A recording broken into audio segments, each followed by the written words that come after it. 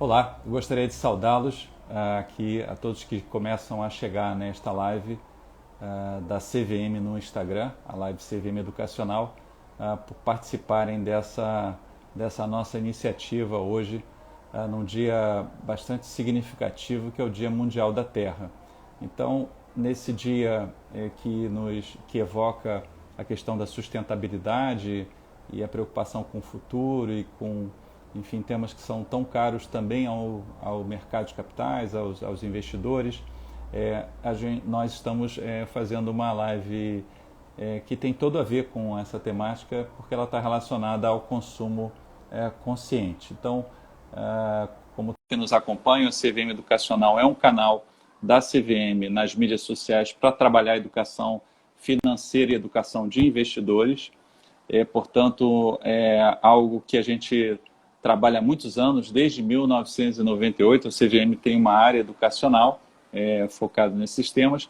E dentro desse nosso esforço de educação para formar poupadores e investidores, a questão do consumo está intimamente ligada não só às reservas financeiras, mas também ao tema da sustentabilidade, como eu falei. Então, eu saúdo aqui, extremamente agradecido a professora Maria Belintani por se juntar a nós nesse dia especial.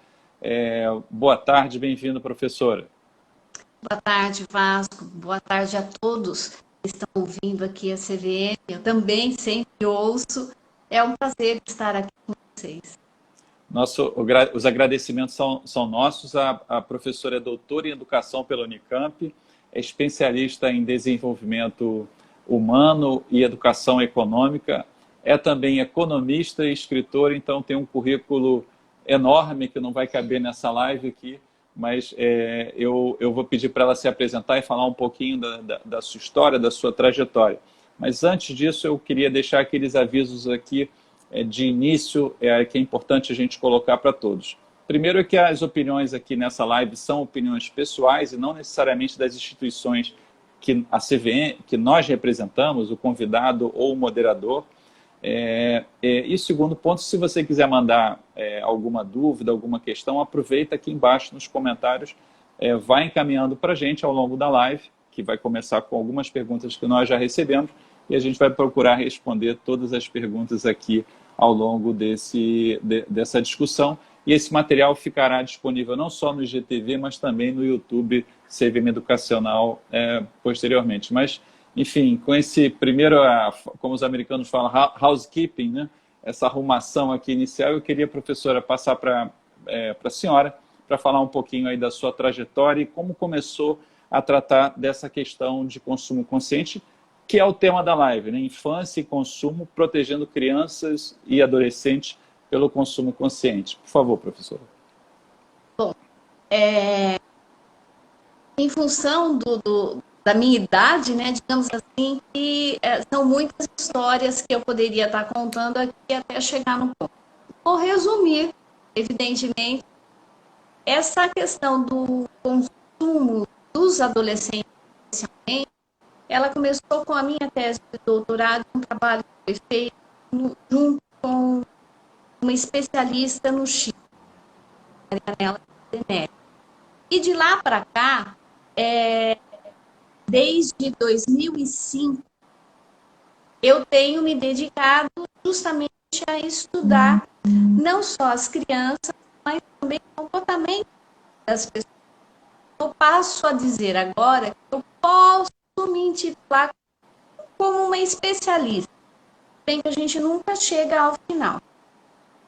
E o estudo dessa área de educação econômica, socialização econômica, e especificamente agora, no Dia da Terra, tem tudo sim a ver com aquilo que nós consumimos e com a maneira como nós utilizamos e entendemos o dinheiro.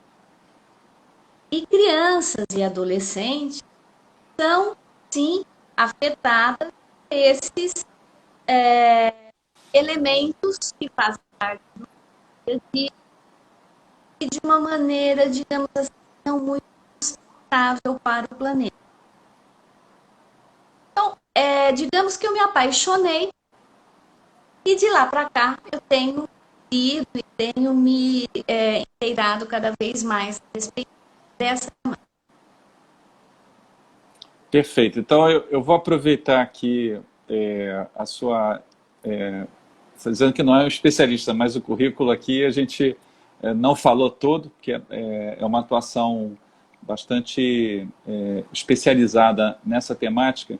Então, eu vou aproveitar para explorar um pouco a sua presença aqui e procurar esclarecer também algumas questões de conceitos, né? Então, falando um pouquinho primeiro sobre as características das crianças e adolescentes, e depois a gente falar um pouquinho mais sobre educação e consumo consciente. No nosso público aqui envolve tanto investidores como pessoas de mercado, professores, então a gente tem um público bastante eclético e interessado nesse tema.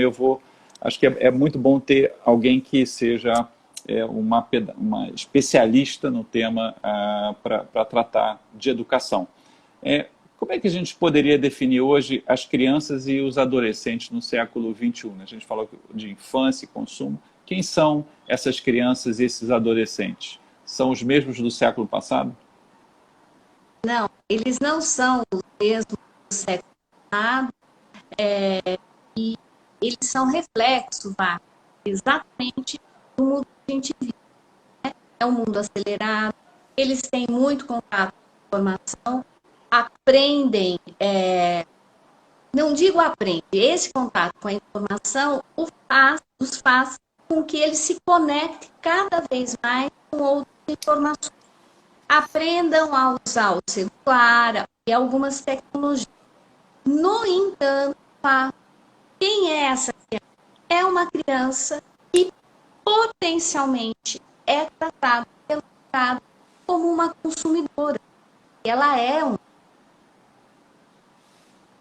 uma consumidora porque nós vivemos um aspecto cultural da nossa existência, que é a valorização da infância e da adolescência, ao mesmo tempo, ela é extremamente importante para garantir os direitos das crianças e dos adolescentes.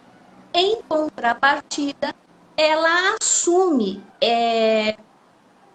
ela tem uma voz para falar, para escolher, para influenciar e decidir junto com a família, que a gente deveria olhar com muita atenção.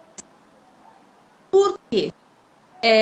Não é raro a família pedir opinião para os filhos sobre onde vão passar as férias, que carro vai comprar, o que eles querem comer. Não teria problema se esse tipo de decisão ela fosse baseada numa conversa e não numa escuta unilateral. E o que significa essa escuta unilateral? A criança quer e o pai satisfaz. Como se ele tivesse a responsabilidade de manter essa criança feliz o tempo todo. Então, veja, como nós temos uma situação completa, com muitas variáveis.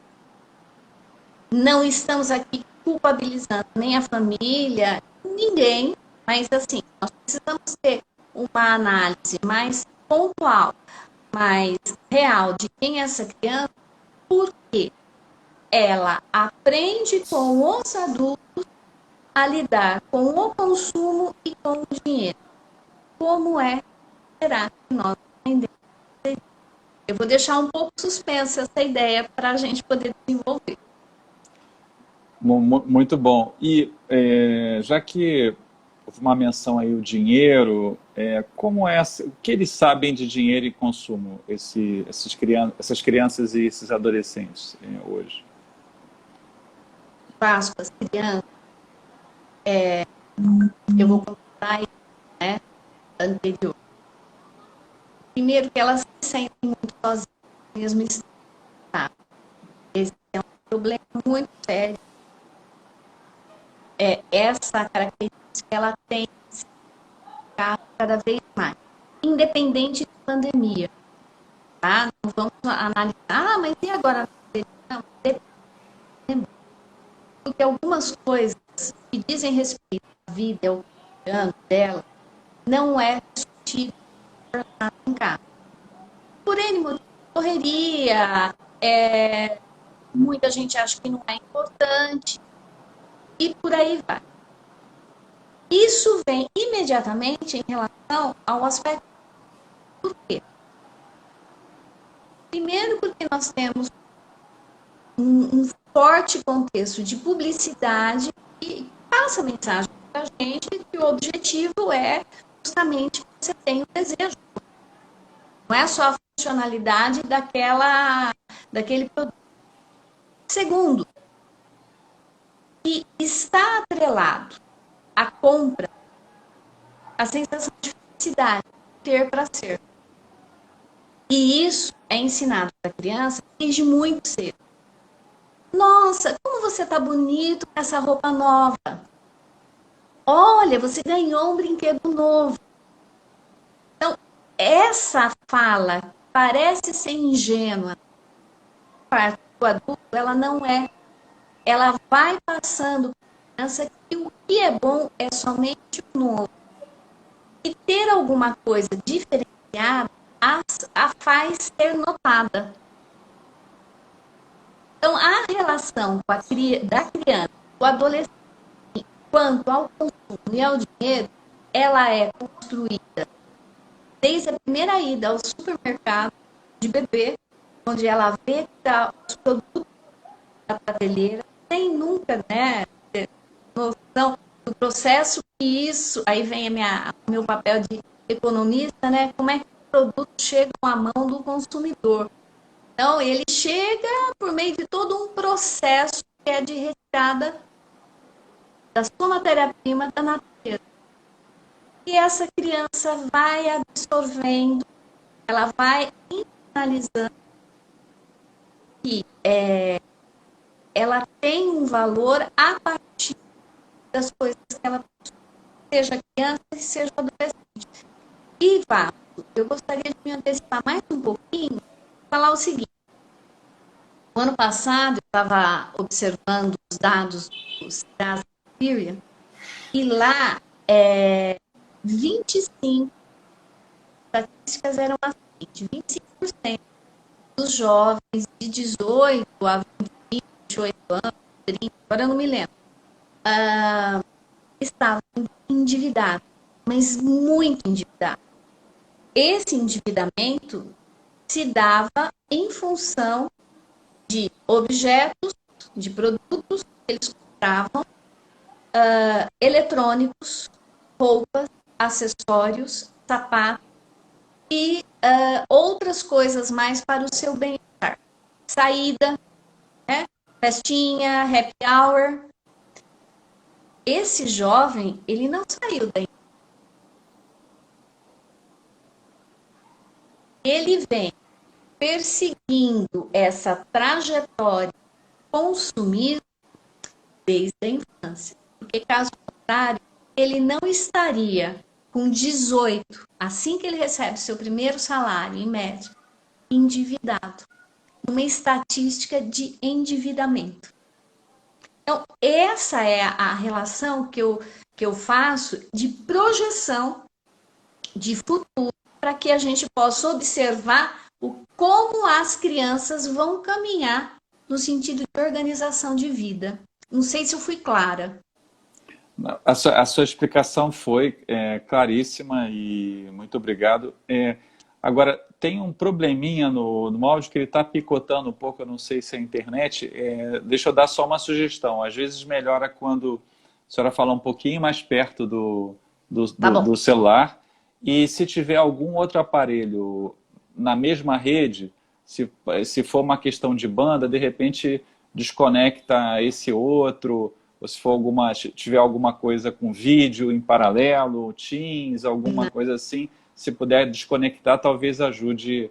Algumas pessoas falaram, talvez o Teams desconectar. Porque eu não sei se está usando o mesmo Wi-Fi. Mas no caso das crianças e adolescentes, então elas representariam então o mercado para as empresas? Pode-se dizer isso? Com certeza. Desde a década de 80, isso tem sido é exaustivamente estudado e as crianças são sim um mercado potencial. Aliás, elas são três mercados. Elas são o mercado presente, porque elas têm poder de decisão, de decidir o que, onde e com o que elas querem gastar. Elas têm um mercado de influência, não só em relação à família, mas como também aos colegas. Que a primeira coisa que a criança faz para convencer a família é o seguinte: mãe, mas todo mundo tem, menos eu. E o terceiro mercado é o de cliente fiel, que ela vai ser aquela determinada marca quando ela for adulta. Então, potencialmente, são esses três mercados. E Vasco, já tem uns 15 dias, eu li uma reportagem que quando eu fiz a minha tese, já há 10 anos atrás, um pouco mais, o que eu descobri? Que mesmo crianças da classe E, elas possuíam dinheiro em mãos. Elas tinham. A única diferença é a quantidade, mas elas possuíam dinheiro em mãos. E todas elas gastavam com as mesmas coisas. Características de 10 anos atrás. Bom, onde que eu quero chegar? Hoje em dia, nesse curto espaço de tempo de 10 anos, nós tivemos um avanço extraordinário tecnológico de banda 3G, 4G, né? Tem a prospecção da 5G, não sei quando, mas tem essa prospecção. E essas crianças passaram a utilizar não só o celular, o tablet, o computador, mas também aprenderam a usar o cartão de crédito dos pais para comprar peculiaridades referente ao jogo. Tem uma startup aí no Rio de Janeiro que passou a investigar isso e descobriram que crianças 10 anos e os adolescentes até os 17 anos comprando pequenas quantias de R$1, R$2, R$3. Olha só a concepção do adulto, né? Dá dinheiro pouquinho para a criança, que é a mesma coisa que eu descobri na minha tese, dá de miudinho, porque acho que não deve dar muito dinheiro para a criança. Mas só que essas pequenas quantias movimentaram 400 milhões de dólares de jogos. A ponto do mercado oferecer, né? Você, diante de um dado desse, começa a agitar o mercado, evidentemente, dos bancos passarem a se interessar em oferecer cartões de crédito para os adolescentes. Justamente para que eles tenham a liberdade de poder fazer as suas compras. Como? Eu não sou contra, eu acho que o cartão de crédito ele é fantástico, é uma criação fantástica. Mas nós estamos falando de uma coisa que ainda não mudou em relação à criança. Eu vim trazendo esse panorama da criança com aquela que tem autonomia, que a gente admira, que ela é um cliente, que ela decide. Mas agora vem a minha parte de pedagoga e de quem conhece minimamente alguma coisa do desenvolvimento. Ela continua sendo uma criança. Eu preciso acolher essa criança, eu preciso explicar para ela como o mundo funciona. Como é que se utiliza o cartão de crédito? Porque eu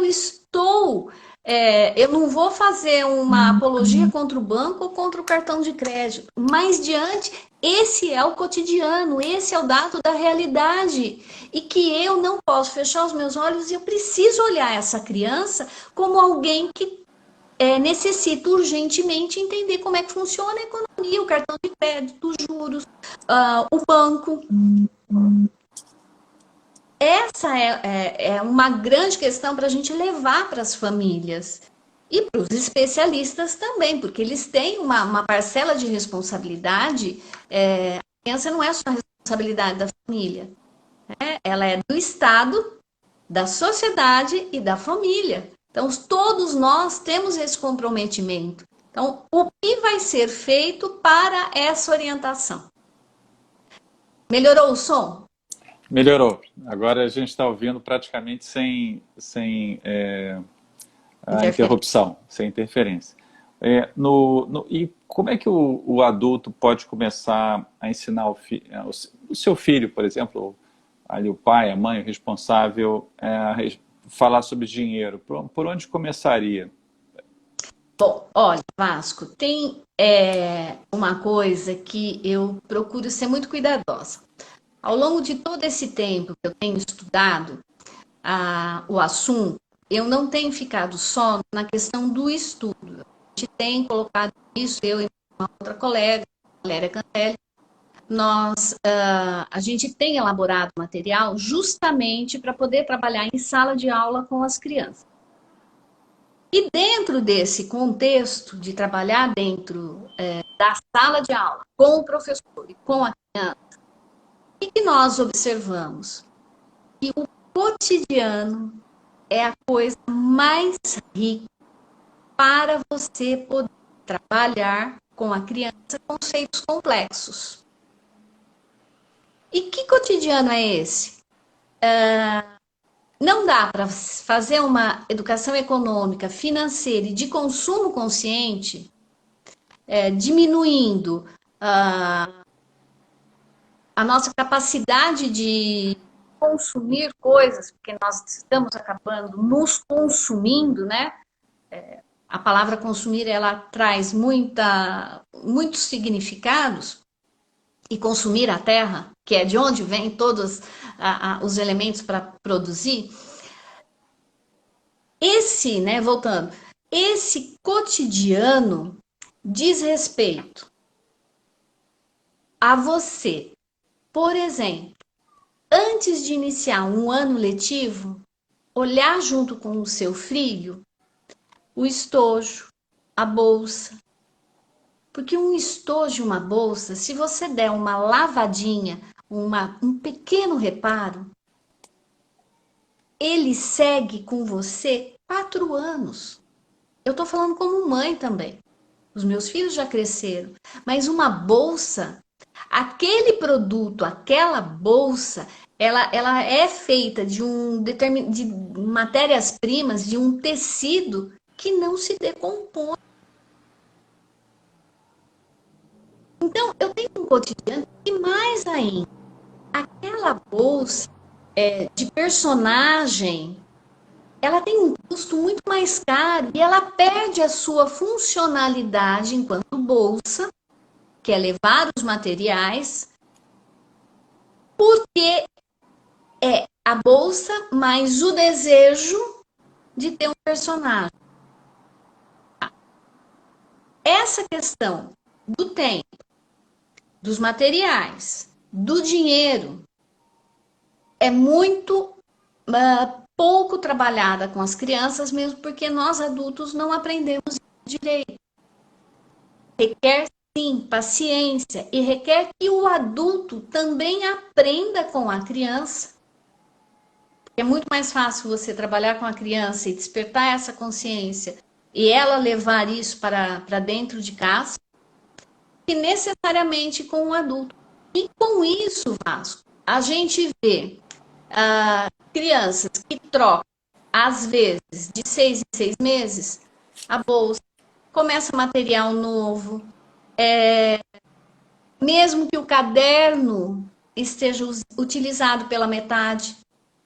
O que você faz com as outras 50, 40 folhas em branco? Quantos litros de água são necessários para se fazer uma folha de sulfite? O que eu estou trabalhando aqui são os conceitos de escassez, de estabelecer desejo e necessidade, de onde vem o dinheiro, que esse é um outro ponto. Você acha que é concebível uma criança, um adolescente que chega no 9º ano e ele não sabe dizer qual é a profissão do pai? Eu fui, 2 anos atrás, eu fui entrevistar adolescentes do sétimo, oitavo ano e primeiro ano do ensino médio. Eles não sabiam o nível de instrução dos pais, eles não sabiam qual era a função do pai, não tinham ideia de quanto o pai ganhava, muito menos quanto eles pediam para gastar. Então, com esses elementos, apesar de estar sendo assim bem salteado, o que nós trazemos? A minha preocupação é trazer que o universo da casa, ele proporciona para a criança possibilidades de entender a dinâmica de uso do dinheiro. Inclusive, o que significa esse dinheiro na manutenção, na energia e nas horas de trabalho. Eu quero um celular novo.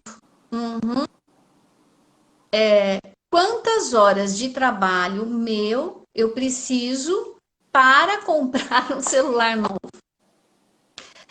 Eu participei de uma banca e nessa banca... Posso continuar, Vasco? Você tem algum...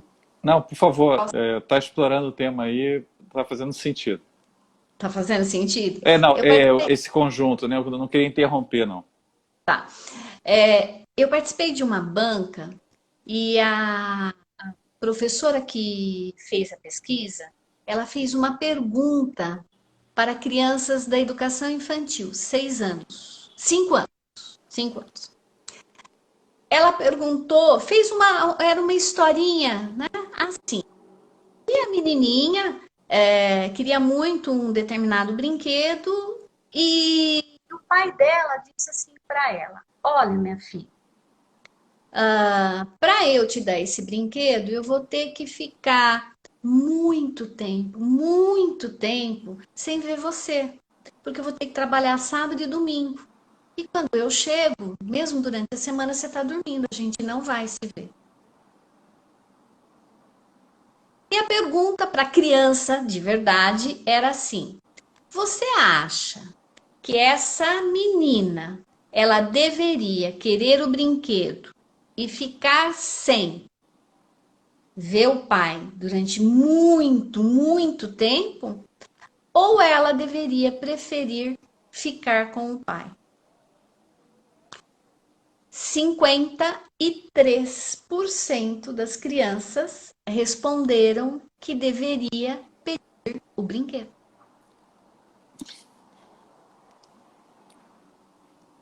É significativo esse tipo de informação? É. E essas questões que dizem respeito ao consumo, ela está na discussão dos professores, na sala do professor, nas conversas que a gente tem entre amigos, nas coisas que os filhos trazem da escola.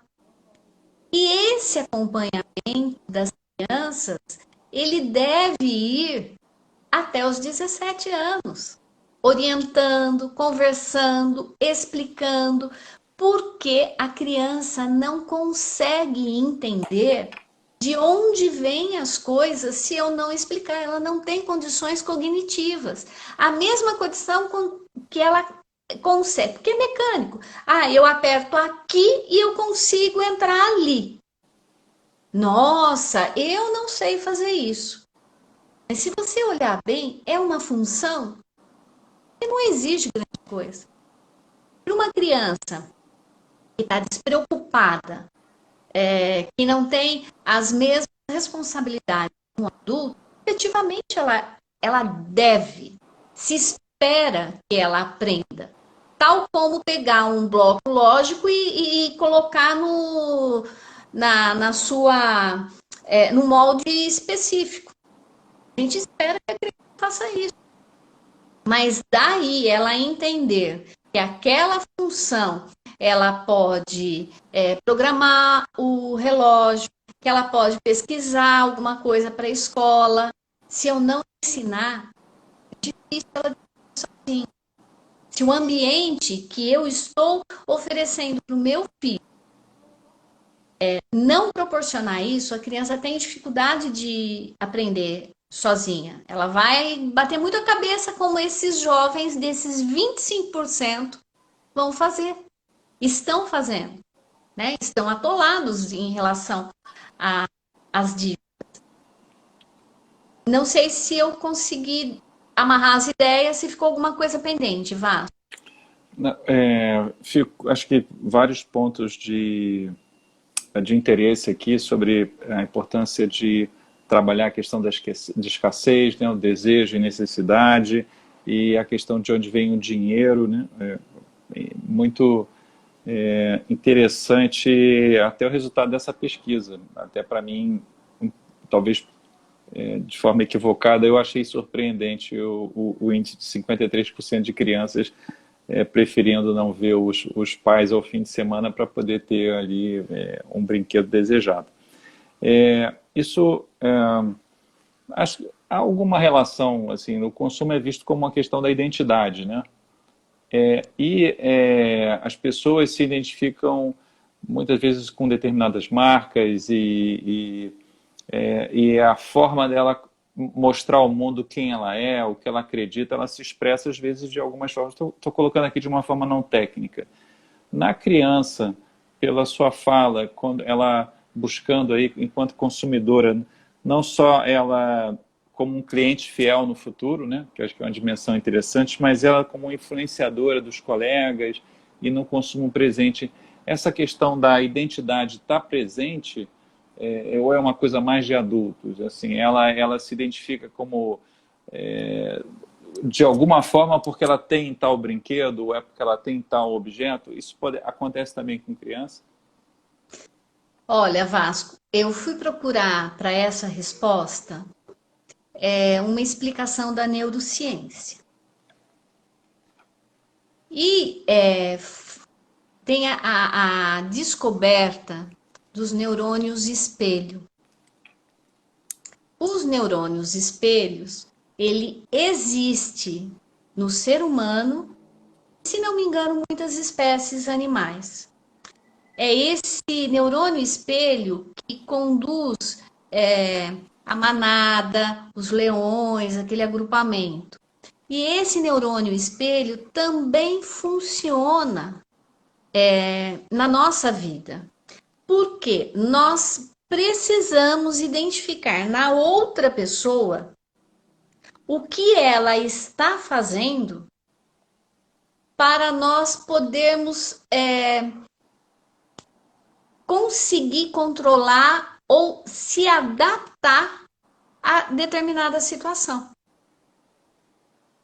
Portanto, nós já somos programados para copiar outros.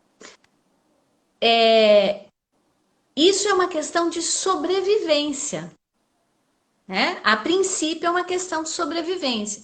Mas hoje a gente não vive só no mundo de pessoas que precisam caçar para sobreviver. Ah, se ele está caçando assim, então eu também vou fazer igual, porque ele conseguiu matar o bicho da melhor forma, digamos assim. Só que, diante do conforto da vida, que o desenvolvimento humano, né, e a evolução geral nos proporcionou, junto com isso, nós também queremos marcar o nosso território por meio de bens. A criança não escapa disso. Ela não fica ilesa, porque ela se projeta no adulto, porque toda criança quer ser mais velha. Por que ela quer ser mais velha? Porque o adulto, né, a mais adulta, mais velha, ela tem uma roupa diferente, ela tem liberdade, ela pode assistir determinadas coisas, ir para determinados lugares. Então, a projeção da criança sempre em relação ao futuro. Eu quero ser como ela.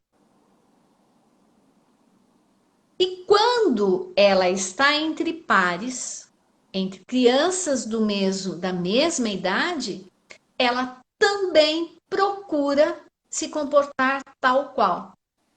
Na bolsa, no estojo, na maquiagem, na roupa. E quando ela admira determinada personalidade ou personagem, ela quer o lençol, a toalha, a caneca, ela quer o cabelo, como o jogador de futebol, ela quer a roupa curta, como a apresentadora X. E ela antecipa, como a gente vai se encantando com esses quereres da criança, ela vai antecipando um crescimento biológico, psicológico, que ela não está preparada. Portanto, a questão do consumo e a questão de querer ser igual, de ter, atinge as crianças. E a doença do consumismo também chega nas crianças. Existem crianças de 5, de 6 anos que já são diagnosticadas com oneomania, que é a mania de consumir, de não se sentir bem. Olha, excelente análise. Eu gostei do insight dos neurônios espelho. Até procurei aqui na internet, achei alguns artigos, enfim, científicos bem interessantes que fazem a gente pensar um pouco sobre esses comportamentos que a gente acha que são, de certa forma, são naturais, né? Mas tem uma explicação biológica por detrás. E pensando no desenvolvimento da pessoa, então, que não é necessariamente é sempre possível falar de consumo consciente, ou tem uma idade que fica mais fácil, ou que já faz sentido falar um pouco, começar a trabalhar com a criança essas ideias de escassez, de saber esperar, de separar o desejo da necessidade? Tem alguma idade assim, a partir da qual antes não vale a pena fazer nada? Não. A idade começa imediatamente. É de bebê. É de bebê porque a educação e especificamente a socialização econômica, a educação econômica, ela vem no berço. Ela vem pelas coisas que eu priorizo para os meus filhos. Existe um paradoxo aí, não sei se a palavra mais correta seria paradoxo, mas o pai e a mãe, eles aguardam muito aquela criança chegar. E tem a ilusão de que eles precisam provê-la de toda a felicidade do mundo e de todas as coisas do mundo, inclusive aquelas que eles não tiveram. Para eles serem boas pessoas, eles são boas pessoas. No entanto, eles não precisaram dessas coisas que eles dizem que faltou, mas que foram desejos não atendidos, e se tornaram bons. Aí os valores, eles começam a se confundir com a capacidade que eu tenho em dar e aquilo que eu quero com clareza para o meu filho. E eles não são culpados. A gente tem uma avalanche de publicidade, a gente tem os amigos. Larga a mão, você vai fazer isso, deixa a criança. É uma série, é um entorno que não permite clareza para os pais aquilo que eles precisam priorizar para a criança. Então, como que você... eu entendo que quando o nível de pobreza é muito grande, a gente precisa trabalhar isso com uma maior delicadeza, mas é possível trabalhar. Porque as pessoas precisam, inclusive, aprender a administrar a pouca comida que tem, né? Mas eu não quero entrar no fato porque eu teria que contar uma história muito grande. Então, se alguém ouvir essa fala, por favor, recorte ela, porque eu precisaria contextualizar, né? Eu acho que isso é importante falar. Voltando. E os pais, apesar de terem valores claros, eles acham que esses valores claros vão ser construídos só com a fala. Não é só com a fala, são com os exemplos. Vasco, a criança com 2 anos, ela precisa ouvir dos pais aquele momento que você conta uma história. Ah, o pai não sabe contar história. Não precisa. Conta uma história da sua infância. É esse aconchego, por quê? Porque a criança tem que ter o hábito de chegar na mãe e no pai para ser acarinhada, para ser acolhida. Ah, porque criança chorando manhosa não vai para o colo. Vai para o colo. São esses momentos. Você não sabe o que essa criança está sentindo para chorar. Pode ser manha? Você vai distinguindo, mas pega no colo, abraça, fica com ela. Isso é o princípio para a gente evitar um ambiente tóxico, de forma que essa criança possa se desenvolver com dignidade. E você vai falar para mim o que tem isso a ver com consumo e dinheiro? Tudo. Porque uma família que consegue entender que a criança precisa cozinhar junto com a mãe de vez em quando, para ter esse momento, essa memória de bagunça gostosa. Essa criança precisa ter o momento que a mãe tá lá com ela ensinando ela a amassar a batata. Porque essa criança precisa saber que essa batata, ela era de um jeito, foi cozida, foi retirada, foi esfriada, agora ela vai amassar, ela vai pôr um pouco de sal. Isso, dentro de economia, Vasco, é processo de produção. O que você faz com o prato da criança? Você dá ele prontinho, ela não sabe nem de onde vem. É lógico que ela vai querer o salgadinho. Você sabe quantas crianças, independente do nível socioeconômico, não sabem nomear legumes? Não reconhecem e não sabem o nome? Como? Como é que eu vou comer bem se eu não sei o nome daquele negócio roxo? Roxo? Eu nem vou ver. Então, esse é um tipo de conhecimento que eu trabalho desde a educação infantil, que eu trabalho com a criança e que eu não tenho dúvida que o envolvimento da família, a compreensão da família de como isso se desenvolve, vai transformar, sim, os hábitos financeiros e de consumo dela, para priorizar aquilo que é de valor para a criança. Mas, ó, não é fácil, não. Mas não é impossível. Até Então, não porque, tem idade.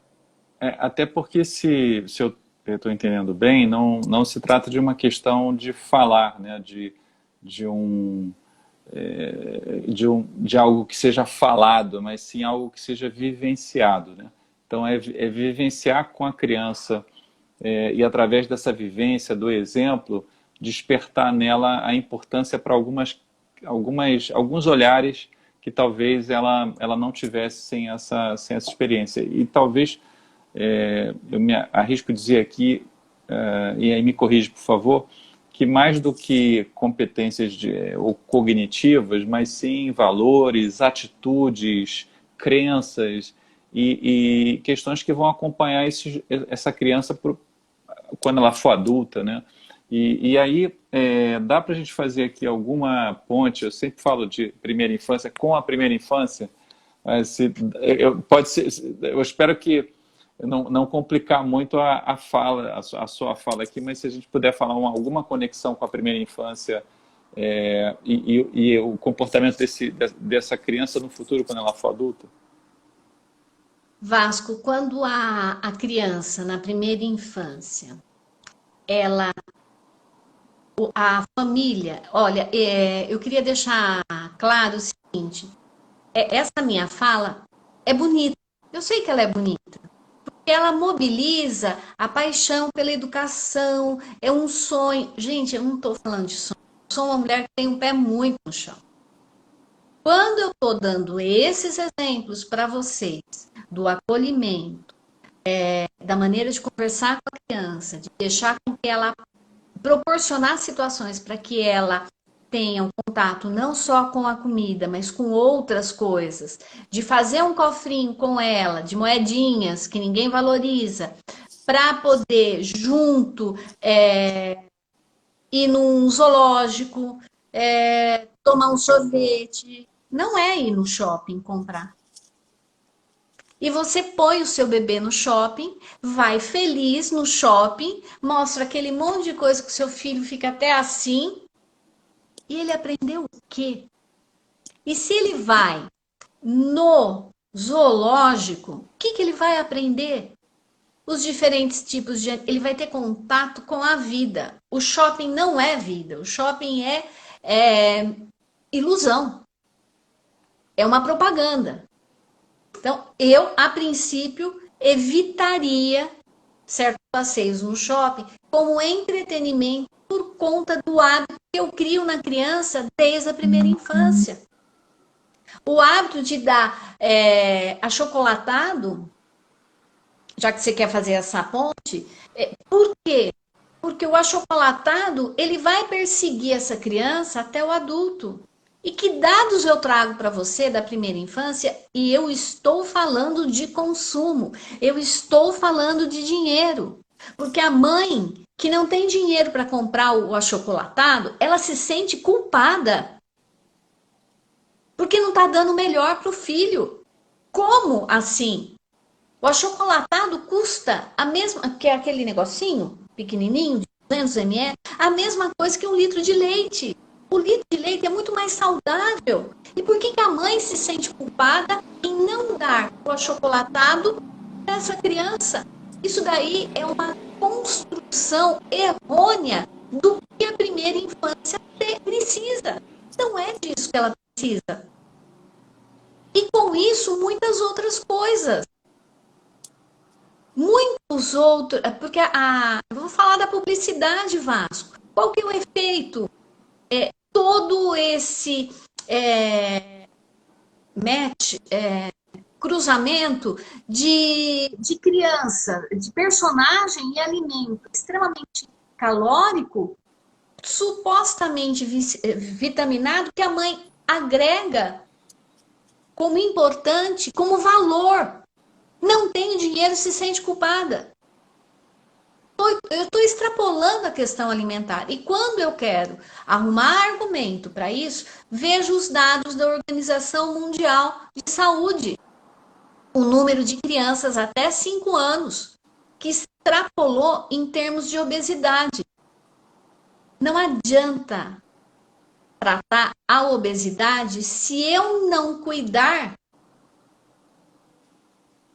das ideias, das suposições que eu construí a respeito dos hábitos de consumo, como idealizadores de uma vida saudável, feliz.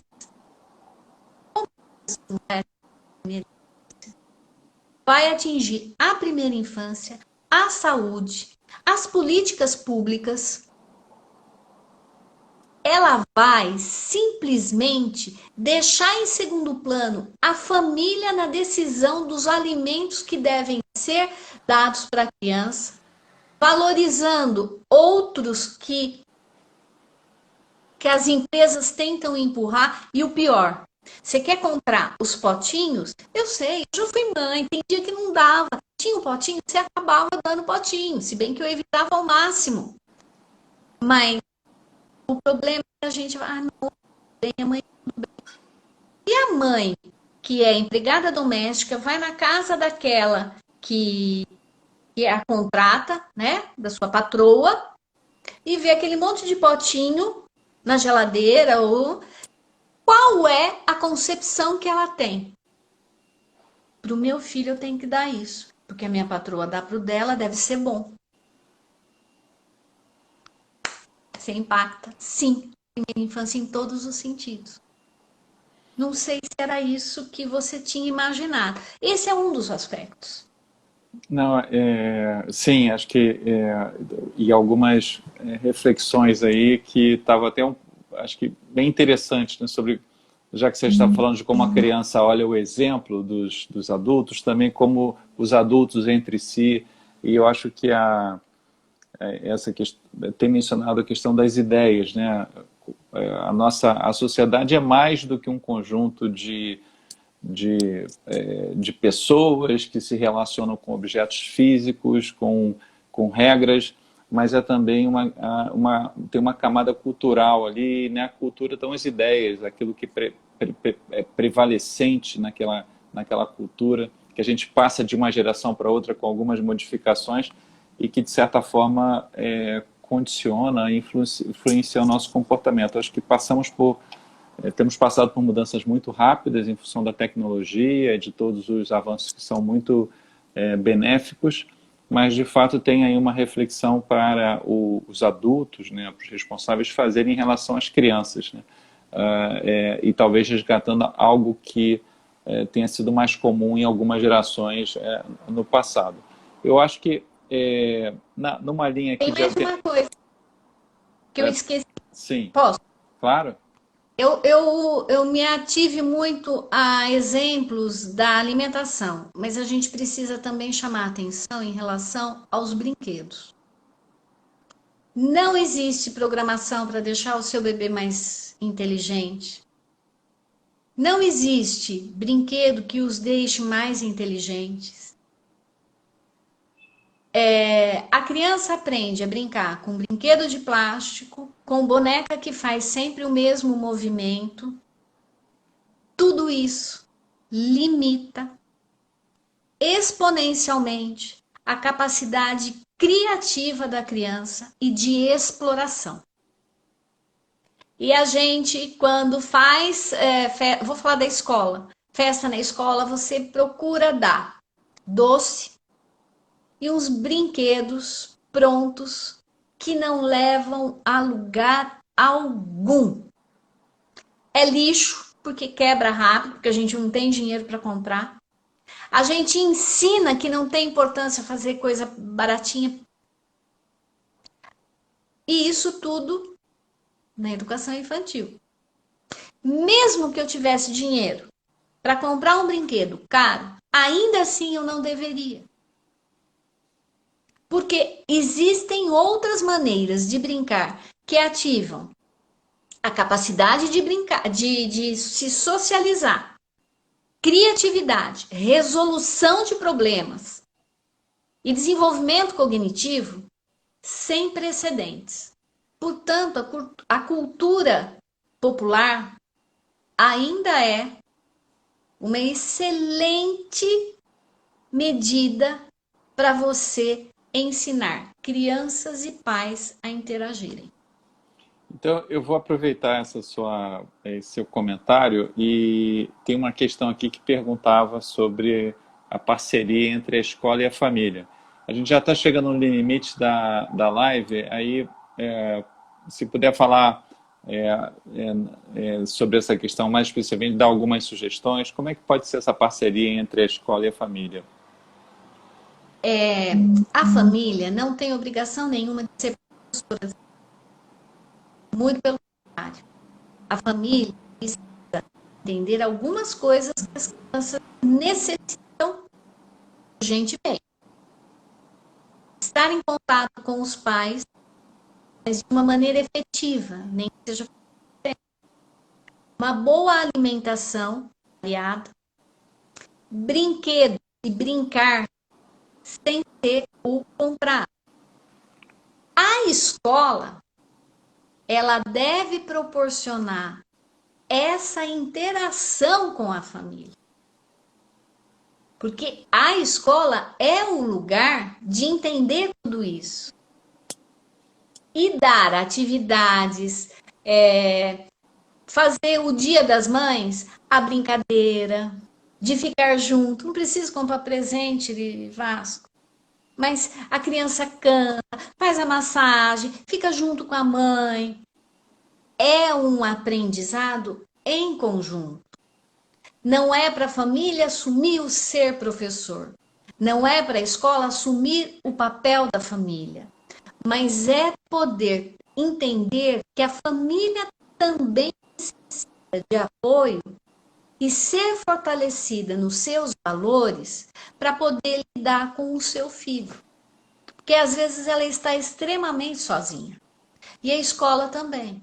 Então, a fala, essa parceria é complementar. Eu posso aprender com a escola e vice-versa. Eu posso ensinar a escola e vice-versa. É essa a questão. Então, por exemplo, se a escola quiser trabalhar a educação financeira com os pequenininhos, talvez um programa como esse também devesse ter um material, um direcionamento para a família, né?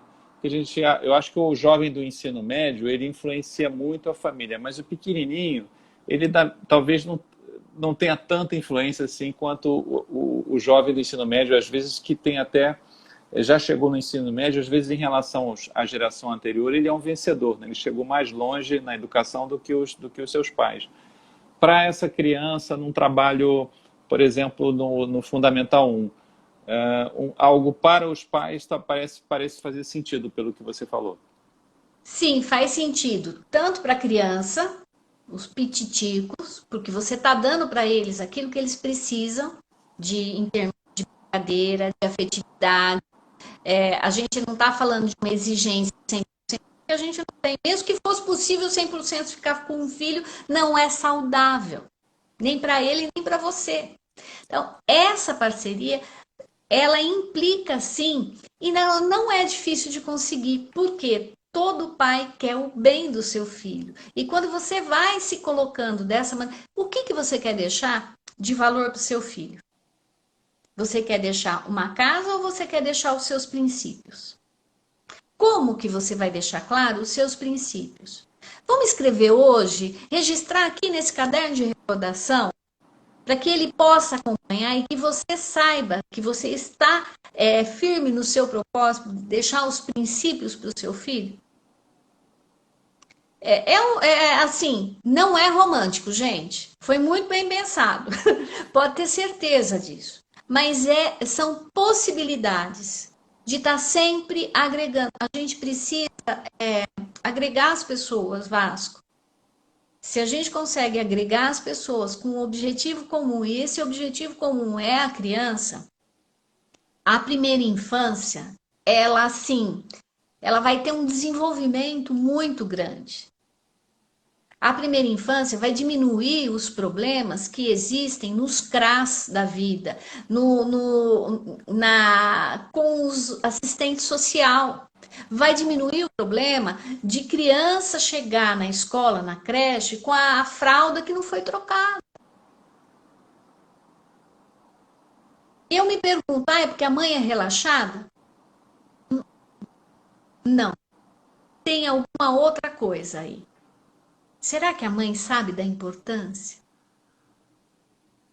É um outro olhar, Vasco. Olha, é excelente aqui a conversa muito muito assim, informativa. Eu tive vários insights. Espero que aqueles que também nos acompanharam aqui e o pessoal ficou mesmo, tem aqui uma presença permanente desde o início. Eu tenho certeza que todo mundo gostou. Como a gente está muito no finalzinho, eu vou pedir só uma palavra para você deixar como uma mensagem para quem está nos ouvindo aqui, que vai ficar nesse vídeo no YouTube. Alguma mensagem em 30 segundos. Não duvide da sua capacidade de mudar o comportamento e a sua vida e a vida do seu filho. Aquilo que você puder construir com ele em termos de princípio e valores, ele vai conseguir atravessar o resto da vida. Aquilo que você der vai para o lixo material. Olha, excelente. Nos deixa inspirados aqui para continuar. Eu agradeço aí mais uma vez pela sua verdadeira aula e contamos com a sua presença em novas oportunidades para a gente explorar um pouquinho. E a todos que nos acompanharam, uma boa noite e acompanhe a gente no canal, no Instagram e no YouTube também. Muito obrigado, professora. Boa noite. Até mais. Boa noite.